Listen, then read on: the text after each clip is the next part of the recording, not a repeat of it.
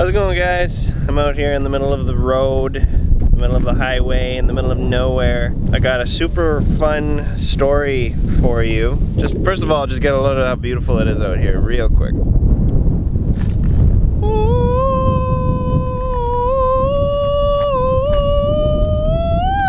Anyways.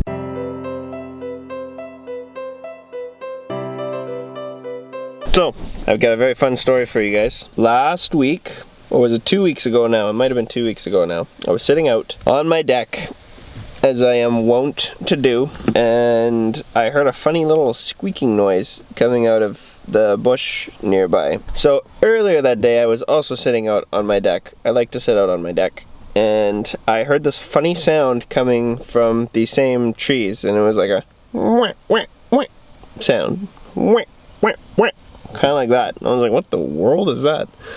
So I went and grabbed my wife's phone and I used the Merlin app. It's kind of like Shazam, but for birds. And it identified it as a long-eared owl. So it was the long-eared owl's warning call. And I was like, wow, that's pretty cool. You know, long-eared owls, they're pretty rare. They're very beautiful. And I was listening through the other calls and it had like the juvenile calls, the this, the that. So later that day, I'm sitting out on the deck. It's a lot later. I'm watching the fireflies and all that. And I hear this little squeaking noise. And I'm like, huh, what's that?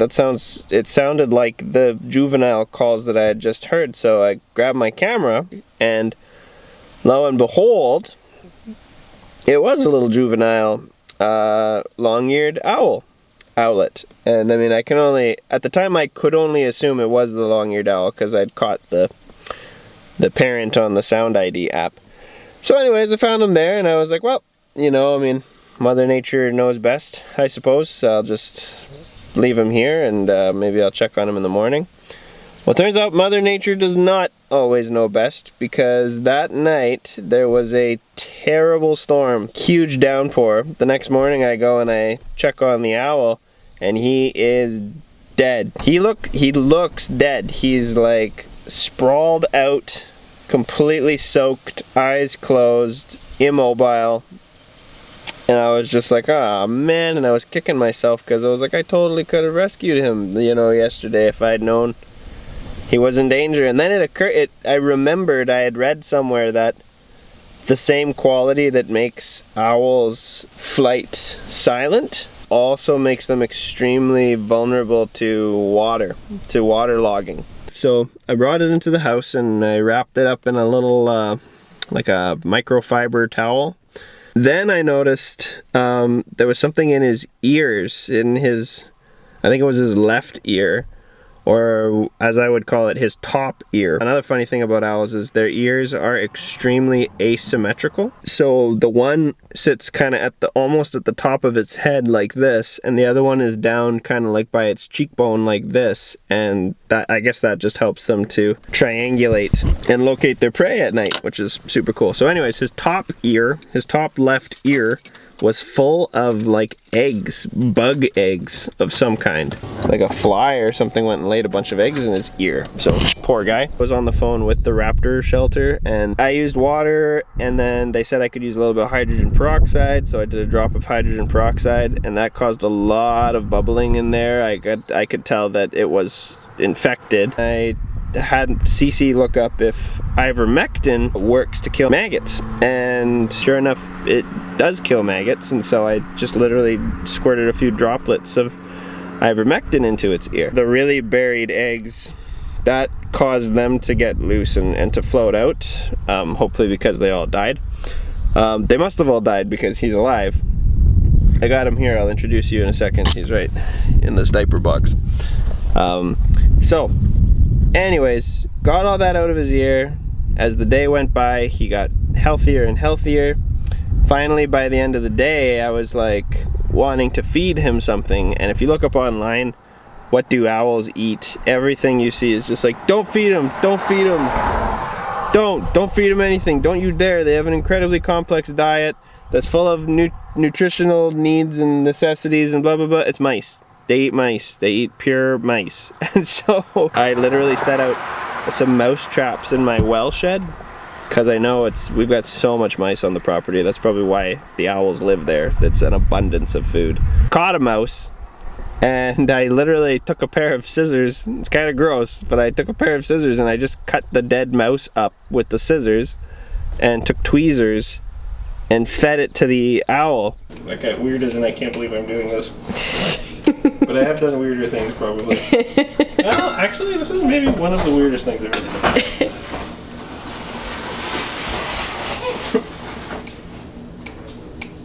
Cutting up a mouse. This is an act of love. Alright, let's see. Take note. Okay.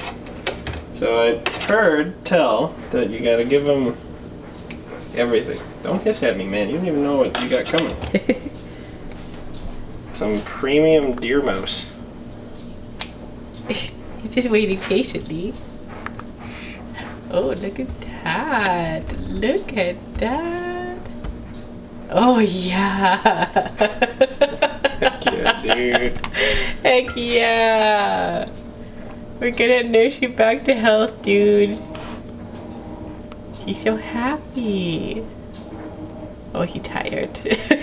That was a lot. Bad piece? There you go. I guess that's what I pluck my eyebrows with. Wait, tweezers. No. And it was like probably the weirdest, the coolest, grossest thing I've ever done. That's the best way to say it. It was the coolest, grossest thing I've ever done. It was so gross and so weird cutting it up, but so satisfying feeding it to this guy. And like they need to eat the whole mouse, like not quantity wise, but they need to eat every part of the mouse. They need to eat the fur, the bones, everything. So I just cut him up and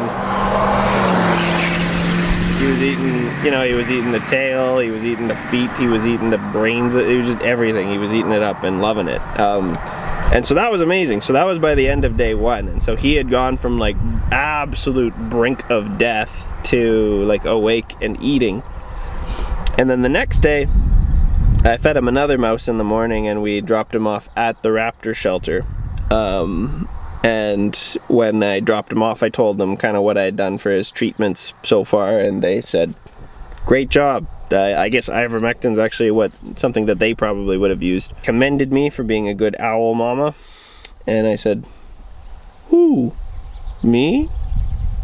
Yeah, so that was, I think that was 2 weeks ago when we dropped him off. And then the other day I got a phone call saying that he's ready for pickup again, because I guess it's ideal to release them back where you found them. So I met up with a guy in Vegreville to do the exchange, and I got him, like I said, I got him here. I'll show you. And we named him Tempest because of the storm that he had survived. And I gotta tell you, it's only become a more and more fitting name because he has the most stormy personality now. He's very, very feisty. All right, let's see here. Right, there he is. Hi, buddy.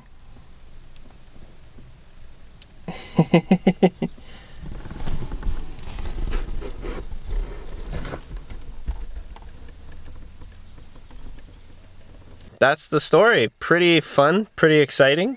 I'm bringing him home now, and I'm gonna try and maybe get a ladder or something and put him up in the tree with his siblings. Keep an eye on him. Hopefully he does okay. Yeah. Yeah, he's growing up. You mentioned if it was a boy or a girl? I don't think they can tell it. They kept calling it a boy. Okay. But yeah, I'm not sure.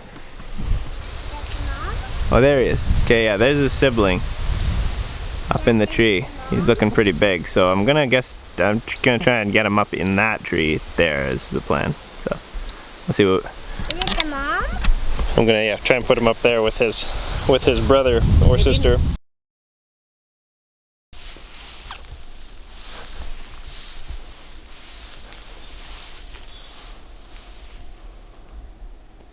Oh, there he is.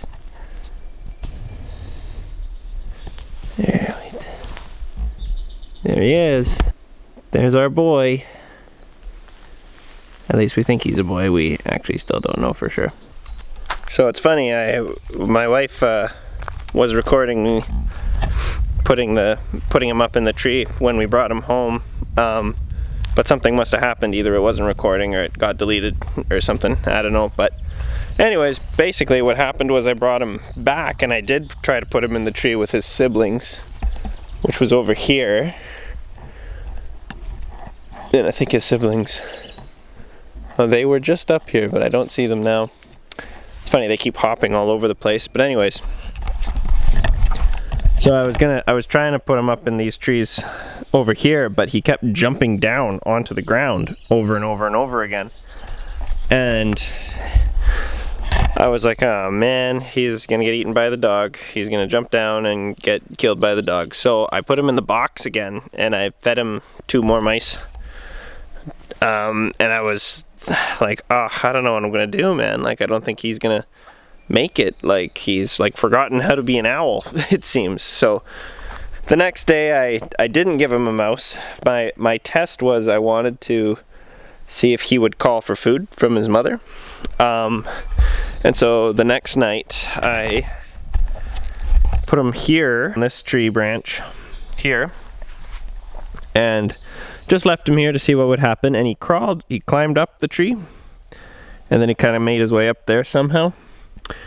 And well, anyways, then the next day I went looking for him and I couldn't find him anywhere, and I feared for the worst. But then Cece noticed him all the way over here on this old broken down gazebo on the property.